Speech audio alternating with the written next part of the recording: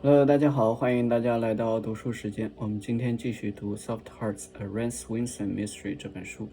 好，我们现在开始。It was past 3 in the morning before I managed to sleep. As if returning from another trip to Australia, I slept all the next day,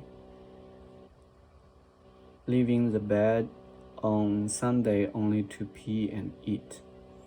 I awoke refreshed on Monday without a thought in my brain, as if newly born.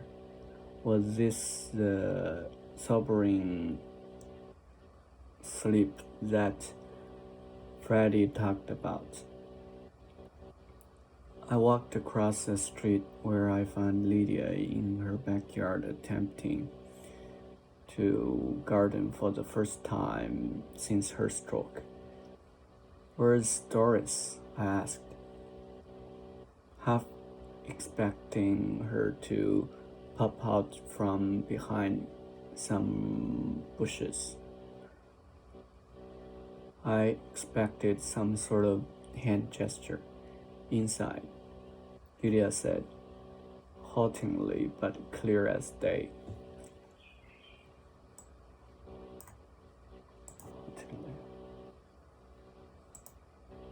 Haltingly.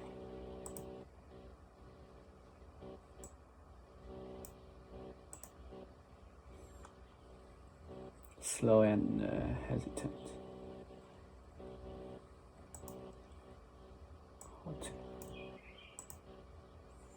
Halting. Lydia, the therapy is working. Blushing a little, she returned to her task. I saw she had dug up a lime tree to put in a large pot.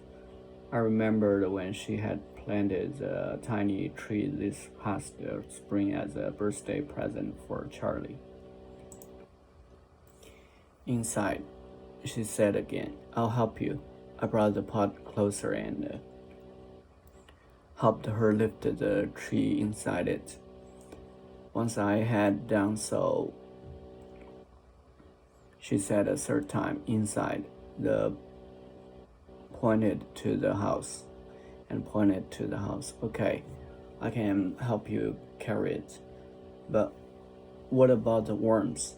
I'd noticed that several wigglers had clung to the roots of the little tree and were now in the pot with it. Several wigglers clung or too tight, cling to the roots of the little tree. Several wiggles make something wiggle.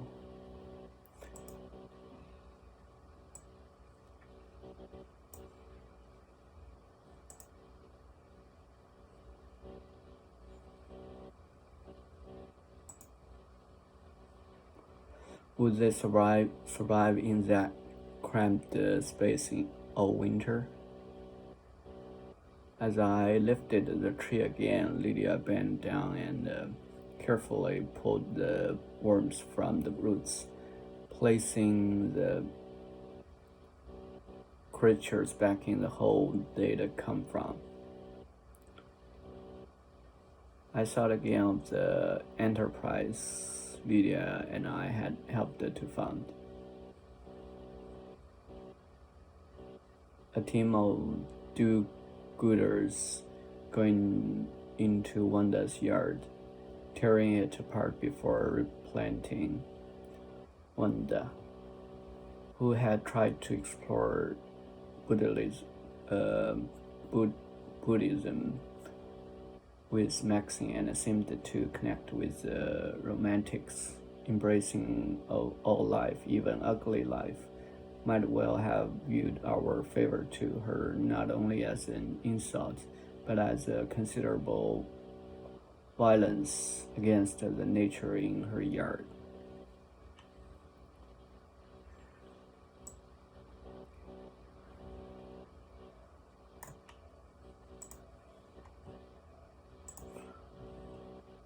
Was a weed unworthy of life, and what of the many worms that cling to that weed's roots?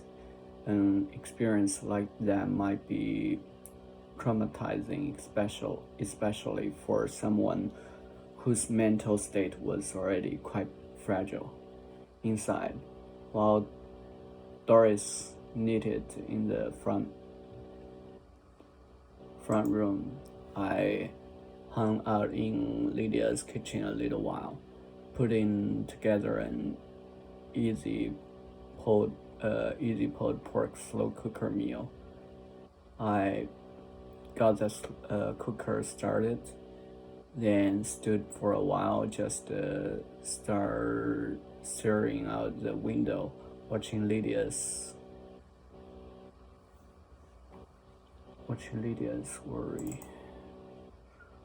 wiry, resembling wiring form and texture.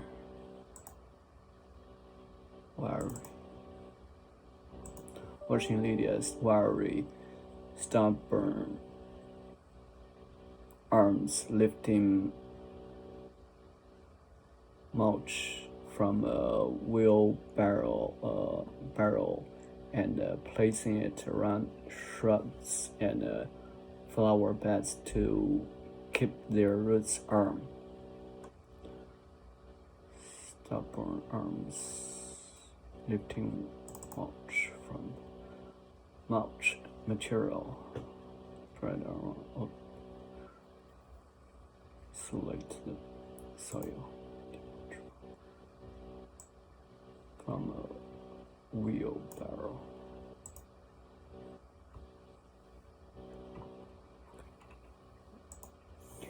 Placing shrubs and flower beds to keep their roots warm. Watching her work relaxed me. The speed of media has destroyed reflection. My eyes came to focus on the window still, and a dead fly. Without thinking, really, I pulled a ziplock from my purse.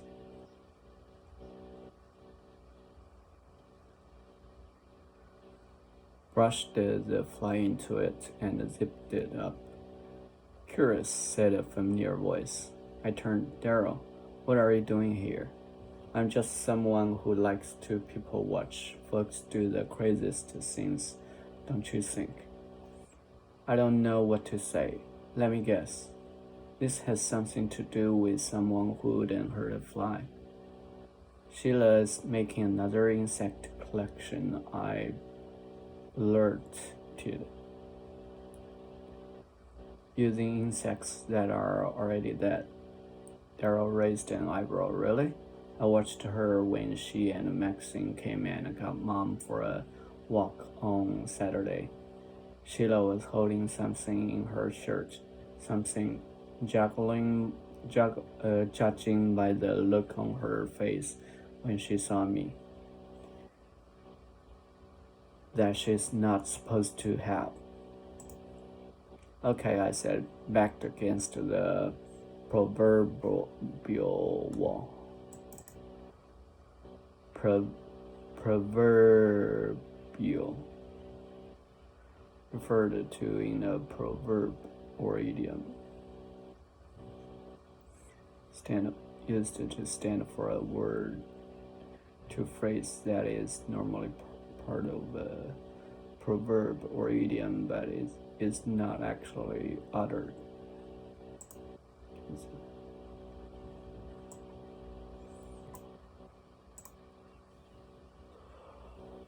Proverbial.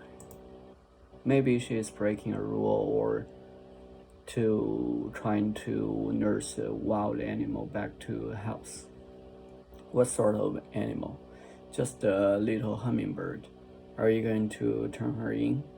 No, but I'm wondering if someone else threatened to report her. Someone who said she had dirt on everyone in the neighborhood before she was murdered. But Sheila and Maxine weren't even involved in Wanda's long makeover. Maybe Wanda was confused. They didn't even find the bird until the morning after Wanda was killed, I explained. That's what they told you. I believed them. They didn't even have a place for the bird to sleep when you and I showed up that morning, and they certainly hadn't built its Disney World yet. It's what? Never mind. He smiled and shook his head. Look, I can understand why you didn't report Sheila to the bird cops. I don't care about that. I was just curious what she was hiding, and now I know. He opened his little notebook, turned to a page, and made a mark. That little notebook was getting on my nerves. You really don't like being left in the dark, do you? I asked. I'm afraid of the dark, he said. Always have been. I chuckled to myself, for I doubted that Darryl was afraid of much. By the way, he said, I just confronted the Norrises about what that waitress overheard. Really? Did you tell them who told you? I just said it was someone at the restaurant. For all they know, it was another diner. Anyway, they puzzled.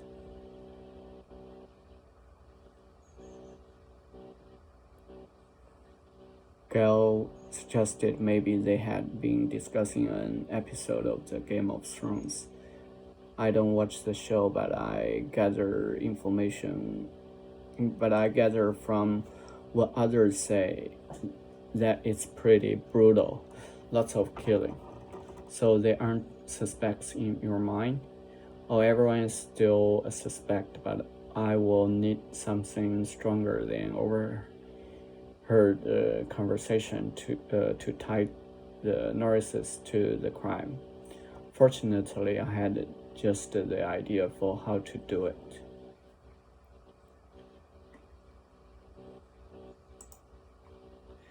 Chapter 18, Closer Look.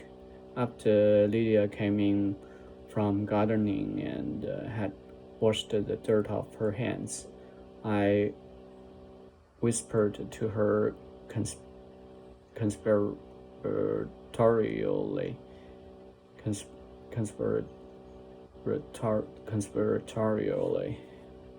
Want to have a little fun? She raised an eyebrow. I beckoned her to follow me into the living room where Doris was still in her chair knitting. Beckon, make a gesture that with hands, arm, or someone to approach. 好，谢谢大家，我们今天先读到这里吧，那我们下次再见了，拜拜。